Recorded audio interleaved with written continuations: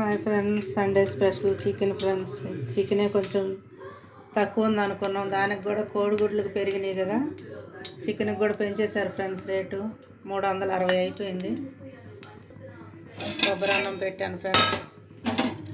ఏదో ఒకటి కలర్ఫుల్గా రైస్ కావాలి. ఇది మామూలు రైసే, లలిత బాస్మతి కాదు ఫ్రెండ్స్, మామూలు రైసే. కొబ్బరి అన్నం అయితే రెడీ అయిపోయింది. కర్రీ ఇప్పుడు వండుతున్నాను ఫ్రెండ్స్. సండేనే అన్ని పనులు, సండే పని ఉండదు అనుకుంటాం కానీ ఆ రోజు ఎక్కువ పని ఉంటుంది ఫ్రెండ్స్.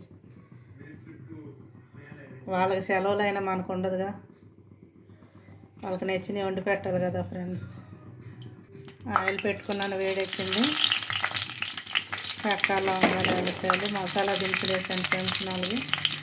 దాంట్లో ఉల్లిపాయలు వేసేస్తాను. కొంచెం ఉప్పు వేసుకొని కలుపుకుందాం ఫ్రెండ్స్.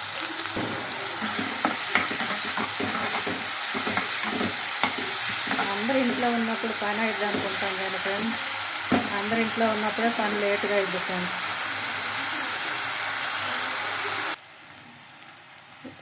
ఉల్లిపాయ వేగింది కదా ఫ్రెండ్స్, కొంచెం పసుపు వేసుకుందాం, ఒక చిన్న స్పూను. దాంట్లోనే అల్లం వెల్లుల్లి పేస్ట్ కూడా వేసేద్దాం. ఇప్పుడే పట్టాను ఫ్రెండ్స్, ఇది బాటిల్లో పెట్టుకుంటాను. ఒక స్పూన్ వేస్తున్నాను ఫ్రెండ్స్, హాఫ్ కేజీ కాబట్టి ఒక స్పూన్ సరిపోతుంది. కలిపేసుకొని చికెన్ వేసేస్తాను. ఇప్పుడు చికెన్ వేసేసుకున్నాం ఫ్రెండ్స్. 1/2 kilo chicken friends. 170 రూపాయలు, 300 దాటింది ఫ్రెండ్స్.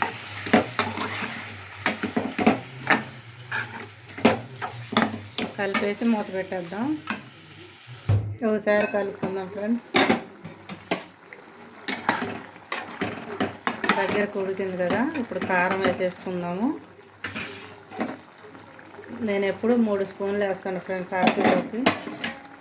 మేము కొంచెం ఘాటుగా తింటాం కాబట్టి మీరు కారం ఎంత తింటారో అంత వేసుకోండి ఫ్రెండ్స్. కలుపుకొని ఒక 2 టమాటాలు అయితే ముక్కలు కోసుకున్నాను. కొంతమంది వేయరు టమాటా, నాకైతే అన్నిట్లో వేయటం అలవాటు ఫ్రెండ్స్.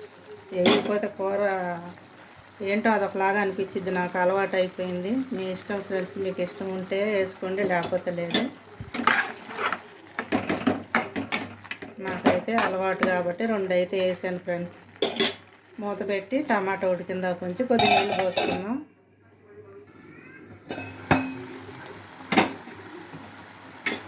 టమాటా కూడా మెత్తపడింది ఫ్రెండ్స్. ఇలాగ అంటిగిలాగా ఇలా కూడా తినవచ్చు. కొద్ది గరం మసాలా, కొత్తిమీర వేసుకుంటే ఇలా కనుక ముక్క కలుపుకొని ముక్కతోనే తినవచ్చు ఫ్రెండ్స్. మా ఇంట్లో మాత్రం గ్రేవీగానే ఉండాలి.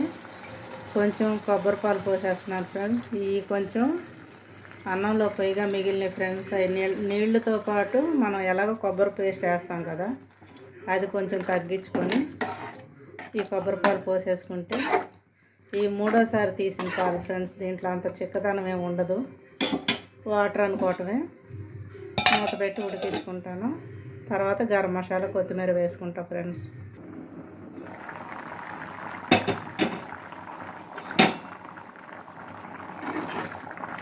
చూసారా ఫ్రెండ్స్, అయిపోయింది.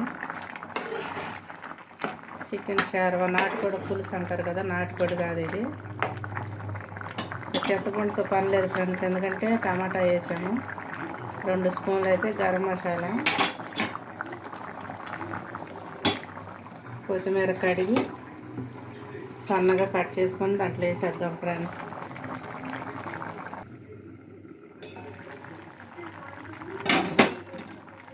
ఫైనల్గా కొత్తిమీర వేసేయటమే ఫ్రెండ్స్.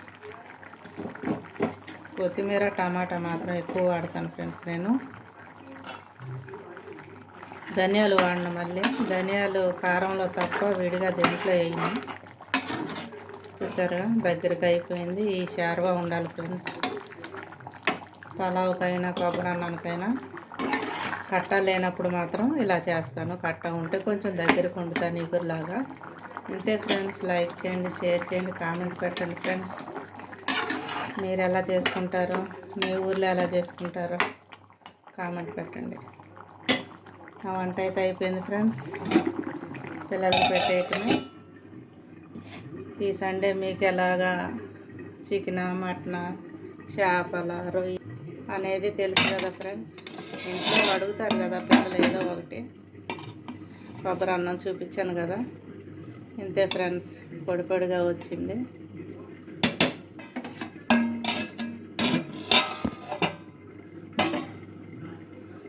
మీరు కూడా వండుకోండి, తినండి చక్కగా సంతోషంగా. అందరూ హ్యాపీగా ఉండాలి. కొత్త సంవత్సరంలో అన్నీ బాగుండాలని, అందరి కుటుంబాలు దీవించబడాలని కోరుకుంటున్నాను ఫ్రెండ్స్.